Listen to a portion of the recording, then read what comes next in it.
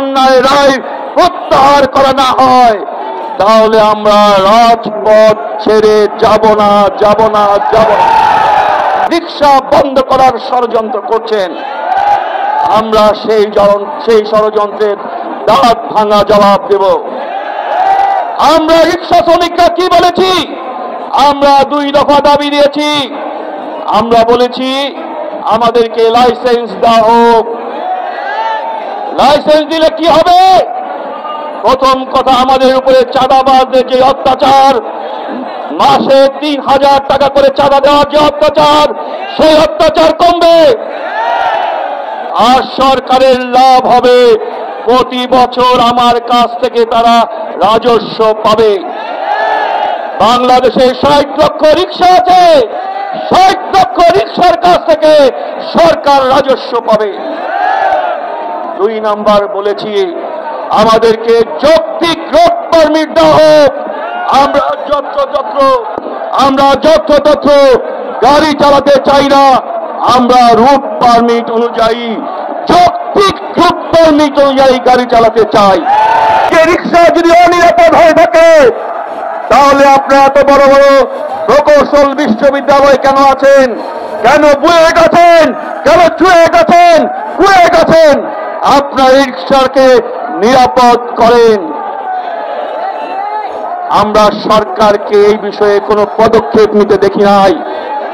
আমরা আজকে আপনাদের সামনে ঘোষণা করছি, আমরা রিকশা ভ্যানিজি বাইক শ্রমিক ইউনিয়ন, আমরা আমাদের যারা প্রিয় ইঞ্জিনিয়ার আছেন, প্রকৌশলীরা আছেন, যারা মেকানিক্যাল ইঞ্জিনিয়ার, যারা অটোমোবাইল ইঞ্জিনিয়ার, তাদের সমন্বয়ে একটা কমিটি গঠন করব, যারা আমাদের পক্ষে এই রিকশাকে নিরাপদ করার গবেষণা করবেন এবং একটা নিরাপদ রিকশা চালু করবেন। প্রিয় ভাই বোনেরা, এখন সর্বশেষ কথা বলি। সর্বশেষ কথা হচ্ছে, আমার নেতা মুন্না ভাই বলছেন আজকে সকালবেলায় আমরা 3 জন অ্যাটর্নি জেনারেলের সাথে দেখা করেছি। অ্যাটর্নি জেনারেল মানে হচ্ছেন সরকারের সবচেয়ে বড় উকিল, তার সঙ্গে আমরা দেখা করেছি, আমরা কথা বলেছি। তার নিচে যিনি আছেন দ্বিতীয় সর্বোচ্চ, যিনি আছেন এডিশনাল অ্যাটর্নি জেনারেল, তার সঙ্গে আমরা কথা বলেছি। তারা বলেছেন গত বৃহস্পতিবারেই তারা এই হাইকোর্টের অন্যায় রায়ের বিরুদ্ধে আপিল করেছেন। আজকে সেই আপিলের শুনানি হওয়ার কথা ছিল, কিন্তু দুর্ভাগ্যবশত একজন সাবেক প্রধান বিচারপতি মৃত্যুবরণ করায় আজকে কোর্ট বন্ধ ঘোষণা করা হয়েছে, ছুটি ঘোষণা করা হয়েছে। সেই কারণে আগামীকালকেই কোর্টে সেই শুনানি হবে। শুনানিতে কি হবে আমরা জানি না।